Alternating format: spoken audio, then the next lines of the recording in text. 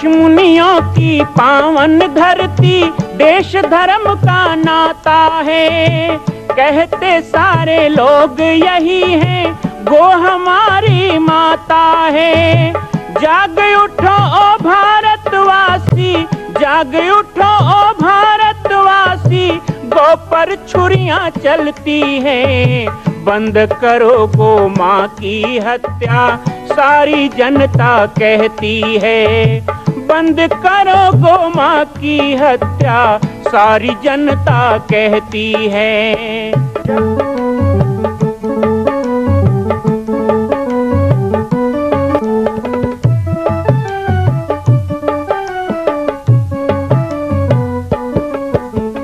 जगह जगह पर बूचड़ खाना, लाखों गौएं कटती हैं।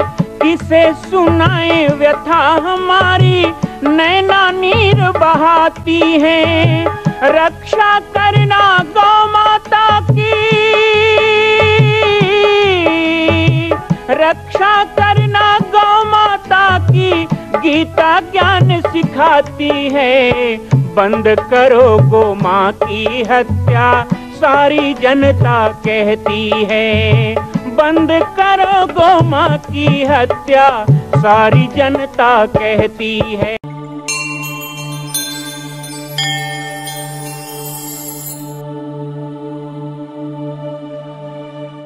आज नवरात्रि के दूसरे दिवस है। माँ ब्रह्मचारिणी की पूजा में हमें विधि विधान पूर्वक पूजन के पश्चात अपने जीवन में सदाचरण लाने का संकल्प करना चाहिए। मन का निग्रह, स्वाद पर नियंत्रण, अपने दैनिक चर्या में किए जाने वाले व्यर्थ उपादन, व्यर्थ चर्चा, व्यर्थ चेष्टाओं का अभाव हो, ऐसा संकल्प लेना चाहिए। भगवद गीता में वासुदेव श्री कृष्ण ने कहा कि जिसके जीवन में व्यर्थ चेष्टाएं, व्यर्थ चर्चाएं नहीं होगी, उसके जीवन का हर पल श्रेष्ठ होगा। ऐसे ही हमारे जीवन को श्रेष्ठतम बनाए माँ ब्रह्मचारिणी को हम करें। नवरात्र पर्व में हम माँ भगवती का पूजन विधि विधान से तो करते ही हैं, इसके साथ ही अपने मनःपूर्ण संकल्पों को माँ ब्रह्मचारिणी के चरणों में समर्पित कर उनसे विनम्र प्रार्थना करते हैं कि हे माँ ब्रह्मचारिणी, आप जिस तरह तप और आराधना के द्वारा भगवान शिव को प्राप्त कर लेती हैं, इसी तरह हम जीव को भी शिव से मिलाने में आप हमारा सहयोग करें। माँ ब्रह्मचारिणी करें। माँ ब्रह्मचारिणी जो हमारे जीवन में अर्थ, धर्म, काम, मोक्ष की प्राप्ति हेतु किसी भी प्रकार का संयम, दम, नियम, चर्या, जिसको हम ब्रह्मचर्य भी कह सकते हैं, सदाचरण भी कह सकते हैं, इसकी रक्षा करने वाली देवी है।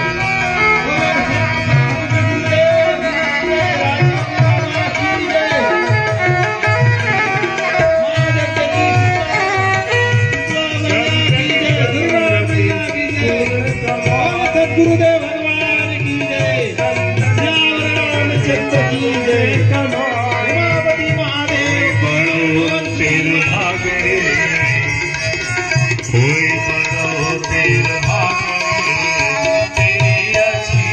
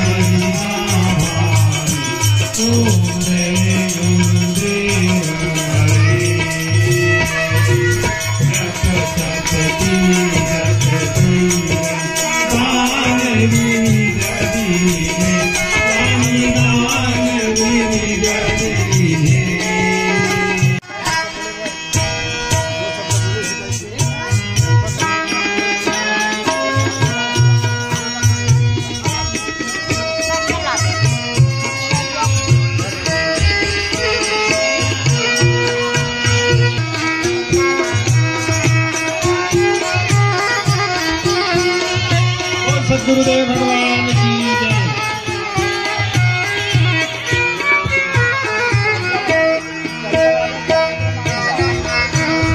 नमस्कार।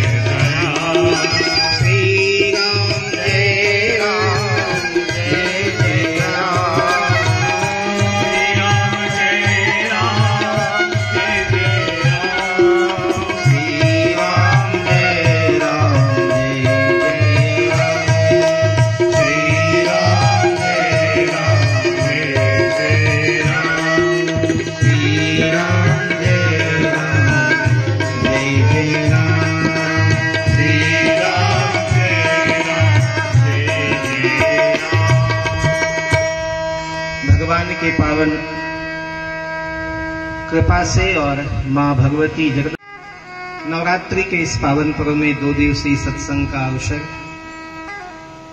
समस्त आयोजक परिवार, समस्त ग्रामवासी और आसपास बहुत गांव से आए हुए हमारे सभी सुधी श्रोता समाज, सभी मातृशक्ति श्रद्धामयी वात्सल्यमयी माताएं, कल प्रथम दिवस हम आत्ममंथन कर रहे थे, परिचर्चा कर रहे थे। नवरात्रि क्यों? और नवरात्रि में हम व्रत करते हैं, उपवास करते हैं। कहते हैं कि जब तक किसी चीज को जाना ना जाए तो उसको करने का फल नहीं मिलता। कभी आप भागवत की कथा सुनते हैं, सत्यनारायण सुनते हैं, देवी भागवत सुनते हैं, शिव पुराण सुनते हैं, यहां तक रामचरितमानस भी पढ़ते सुनते हैं, तो एक व्यवस्था बनाई गई है कि पहले उसका महात्म बताया जाता है। भागवत में पहले भगवान कृष्ण की कथा नहीं होती है, पहले गोकर्ण की कथा होती है। तो गोकर्ण की कथा क्यों? भाई जिस भागवत को आप 7 दिन 9 दिन सुनने वाले हैं, उसको सुनने का फल क्या है? फल श्रुति, उसे महात्म कहते हैं। पहले उसे जान लीजिए, समझ लीजिए, उसके बाद सुनेंगे तो ज्यादा लाभ। नहीं तो पूरी भागवत सुन ली और बाद में हमको पता चले कि ये तो मोक्ष देने वाला है, ये तो कल्याण करने वाला है, तो हमें दुख होगा। कि ये बात हमें पहले पता होती तो थोड़ा मन से सुनते। तो हर चीज के महत्व को जानकर उसको सुनना या उसे करना, फलश्रुति, वो ज्यादा फलदायी होता है। इसीलिए हमने कल निवेदन किया कि आप व्रत करते हैं, उपवास करते हैं, नवरात्रि रहते हैं, माता दुर्गा की पूजा करते हैं, मूर्ति की स्थापना करते हैं,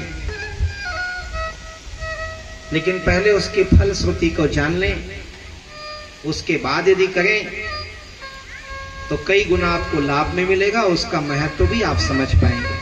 व्रत विधान पर थोड़ी चर्चा हुई, हमारे शास्त्र क्या कहते हैं, हमारा रामचरितमानस क्या कहता है, संत क्या कहते हैं, संत मत क्या है।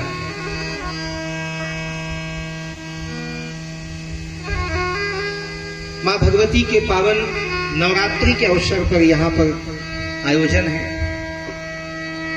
कुछ भक्तों ने आज निवेदन किया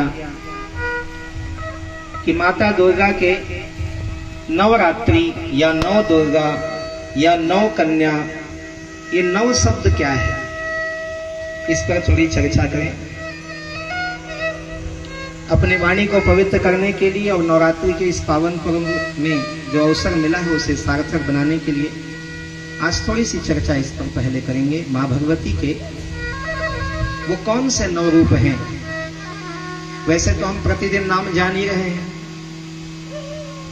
प्रथम शैलपुत्रम से आप सिद्धिदात्री तक पहुंचेंगे, इसे नौ दुर्गा कहते हैं। कुष्मांडा, महागौरी, स्कंद माता। लेकिन नौ दुर्गा के नाम के अलावा, नौ दुर्गा के लीला के अलावा प्रथमा से लेकर नौवीं तक माता के जो नौ रूप हैं ये बहुत ऐश्वर्य से आलोकित कथाएं हैं और ये केवल भारत भूमि में मिलेगा। मैंने कल भी कहा था कि नाना प्रकार के धर्म हैं, नाना प्रकार के पंथ हैं, कि नाना पंथ जगत में निज निज गुण गावे, सबका सार बताकर गुरु मार्ग लावे। भारत के गुरुओं ने, भारत के मनीषियों ने, भारत के ऋषियों ने, भारत की गुरु परंपरा ने अखिल विश्व के पटल पर एक ऐसी परंपरा को रखा कि जिसके सामने विश्व के सारे मत पंथ हतप्रभ हो गए, परास्त हो गए। जगत गुरु शंकराचार्य हो, जगत गुरु रामानंदाचार्य हो, जगत गुरु मध्वाचार्य हो, निम्बार्काचार्य हो, बाबा कबीरदास जी हो, बाबा घासीदास जी हो, सूरदास जी हो, नानक हो, महावीर हो, गौतम बुद्ध हो, चाहे नामदेव तुकाराम की परंपरा हो, ये सब परंपरा भारत की वो स्वनाम धन्य परंपरा है जिन्होंने विश्व की परंपरा को चकित कर दिया, हतप्रभ कर दिया। कभी कभी हमारे धर्म को नीचा दिखाने के लिए कुछ मलेच्छ लोग गलत काम भी करते हैं, है ना, बीच बीच में होता है। षड्यंत्र करते हैं, उपद्रव करते हैं। करने वालों को पता ही नहीं था इतना बड़ा कांड हो जाएगा। पर कहते हैं ना कि हनुमान की पूंछ में लगन न पाई आग और सारी लंका जल गए, गए निशाचर भाग। हनुमान जी की पूंछ में आग लगाने के समय रावण ने नहीं सोचा था कि एक हनुमान जी की पूंछ में आग लगाऊंगा तो हनुमान जी की पूंछ कितनी है। उसको पता ही नहीं था हनुमान जी की पूंछ कितनी है। पहले पता लगा लेना चाहिए। भारत के संतों की, भारत के अवतारों की, भारत के भगवान की पूंछ कितनी है। पूंछ का मतलब खाली वो पीछू ढांड रहे थे तेरा नहीं कहा पूंछ है? आप लोगों की भी पूंछ है। कौन यहाँ है जिसकी पूंछ ना हो, बोलो। कहते हैं ना इसकी तो बहुत दूर दूर तक पूंछ है भाई। अब आजकल उसको पहुंच बोलते हैं दूर तक पहुंच है बोलते, ऊपर तक पहुंच है। पहले पहुंच नहीं बोलते थे, पहले पूंछ बोलते थे। इसकी खूब पूंछ परख है। तो हनुमान जी की पूंछ कितनी हो गई कि हनुमान जी ने पूरी लंका को लपेट लिया। एक विभीषण कर गृह नाही, जागा नगर निवेशक माही। पर रावण ये सोचा नहीं था, वो तो छोटा सा बानर समझता था हनुमान जी को, क्योंकि हनुमान जी ने कह दिया था कि सबसे छोटा बानर मैं ही हूं रामदल में, सबसे छोटा। रावण इसी धोखे में हनुमान जी की पूंछ में आग लगा देता है। और हनुमान जी की पूंछ कितनी निकली कि हरि प्रेरित ही अवसर चले मरुत 49। हनुमान जी किसके पुत्र हैं? पवन के पुत्र हैं। और पवन के कितने रूप हैं? तो 49 रूप हैं। एक एक देवताओं के बड़े रूप हैं भाई। हम अमृत के पुत्र हैं। कोई मर जाए तो उसके शरीर को आप क्या कहते हैं? मृत शरीर। कोई मर जाए कहते हैं ना वो आदमी मृत हो गया। अमृत बोलते हो क्या? जो जीवित है वो अमृत है, जो मर जाता है वो मृत है। इसका अर्थ यह है कि सबके नाभि में बसने वाला जो प्राण है वही अमृत है, और प्राण रूपी अमृत तो सबके पास है। फिर कैसे अकेले रावण हो गया कि अमृत था उसके नाभि में? नाभि कुंड पीयूष बसिया के नाथ जियहि रावण बलता के। अर्थात भगवान राम को विभीषण ने संकेत किया कि रावण को वरदान मिला है कि इसके जितने सिर काटोगे उतना बढ़ेगा, इसलिए भगवान इसके सिर मत काटो, सीधा प्राण हरण कर लो। राम जी तो केवल अपने सखा, अपने मित्र, अपने आराध्य, अपने भगवान शिव के वरदान को दुनिया को बताना चाहते थे। भगवान राम चाहते तो सीने में बाण मार देते, नाभि में बाण मार देते, लेकिन हरि प्रेरित ही अवसर बार बार भगवान राम सिर काटते हैं, हाथ काटते हैं। वो बताना चाहते हैं दुनिया को कि भगवान शंकर का वरदान राम भी नहीं काट सकते, शिव का वरदान। लेकिन हमारे भीतर जो अमृत तत्व है, उस अमृत तत्व को शायद हम पहचान नहीं पा रहे हैं। हम इतना मीठा बोलते हैं, इतना अच्छा बोलते हैं, यही तो अमृत है। गोस्वामी तुलसीदास जी तो कहते हैं कि जहर भी सबके अंदर है। यदि अमृत सबके अंदर है तो जहर भी अपने अंदर है। आपने कभी सुना है कि कोई सांप किसी को काट दे, कोई सांप किसी को काट दे तो उस आदमी की मृत्यु होने लगती है, तो उस समय कुशल सपेरा जो होता है, जो अच्छा सपेरा हो, जिसको खूब सर्प विज्ञान पता हो, पहले होते थे आजकल तो पता नहीं, तो वो बीन बजा के सांप को बुलाता था। फिल्म में देखे होगे ना, ऐसे नहीं देखे, फिल्म में देखते हो। आजकल तो जो टेलीविजन में देखते हैं उसी को सच मानते हैं लोग। हाँ, उसी को सच मानते, जो दिख गया वही ठीक है। पेपर में पढ़ो वही वेद पुराण, और टीवी में देखो वही भगवान। ये आजकल दुनिया की रीति, क्योंकि अच्छी बातें कम दिखाई जाती है, लेकिन ये नए नए भगवान जो पैदा किए ना दुनिया में, वो टीवी ने पैदा किया। बहुत बड़ा बीमारी है टीवी बीमारी। देखे होंगे कि एक सर्प आता है, वो काट देता है जब आदमी। मां कौशल्या की पावन जन्मभूमि छत्तीसगढ़ प्रांत में बालोद जिला में स्थित है श्री सर्वसिद्ध शक्तिपीठ जामड़ी पाटेश्वर धाम। परम पूज्य सद्गुरुदेव राजयोगी बाबा जी की तपस्थली श्री पाटेश्वर धाम और विश्व के अद्वितीय मां कौशल्या जन्मभूमि मंदिर निर्माण का दर्शन करने और इसी प्रकार समसामयिक विषयों पर अपना ज्ञानवर्धन करने के लिए और 10,000 गायों के लिए बनने वाले श्री हनुमान नंदीशाला गो अभ्यारण्य का समाचार प्राप्त करने के लिए आप सभी देखते रहें YouTube चैनल पर राम बालक दास, और हमारे चैनल को आप सभी सब्सक्राइब करें, घंटी का बटन दबाएं ताकि आप सूचनाओं से जुड़े रह सकें। जय श्री राम, जय गौ माता, जय गोपाल।